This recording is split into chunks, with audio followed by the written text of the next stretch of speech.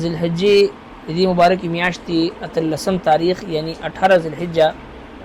یوم شهادت حضرت سیدنا عثمان ابن عفان رضی اللہ عنہ.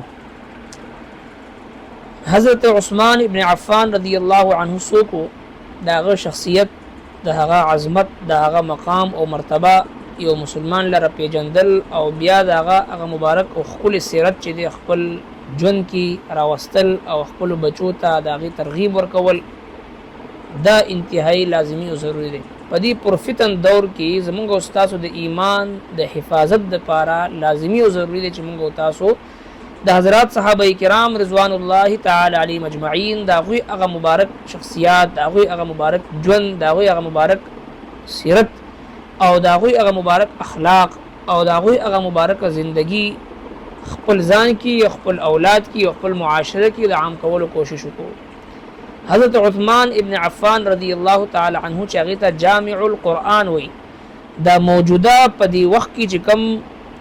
مصحف زمونږ او تاسو مخ ته موجود دی کم قرآن کریم مونږ او تاسو په خپل لاسونو باندې اوچتو او دا غینه استفاده کو هغه خولو او په هغه باندې تلاوت کو هغه نه نور هدایت حاصلو هغه نه رهنمایي حاصلو هغه نه خیر او برکات حاصلو. د دې قرآن کریم جمع کون کی او د دې مصحف ترتیب ورکون کی او دا د امت لپاره په دې طریقې سره محفوظ کون کی دا مصحف عثمانی زموږ استاد مخ ته موجود دی. دا څوک دی؟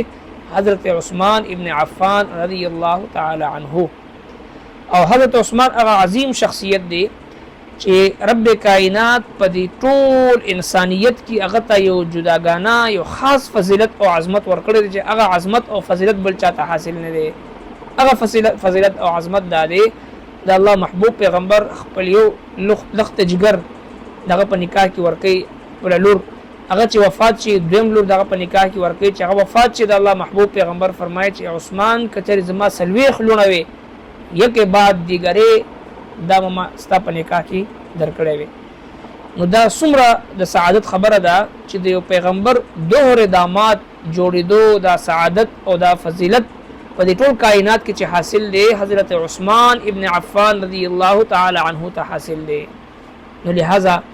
داغه د شهادت په مناسبت سره داغه تذکرہ او داغه فضائل او داغه مبارک سیرت ځان ته مخ ته کې خودل او داغه نه استفاده کول داغه نه رهنمایي حاصلول د موږ او تاسو د پاره د دنیا او د آخرت د کامیابی ذریعہ ده. جزاکم الله.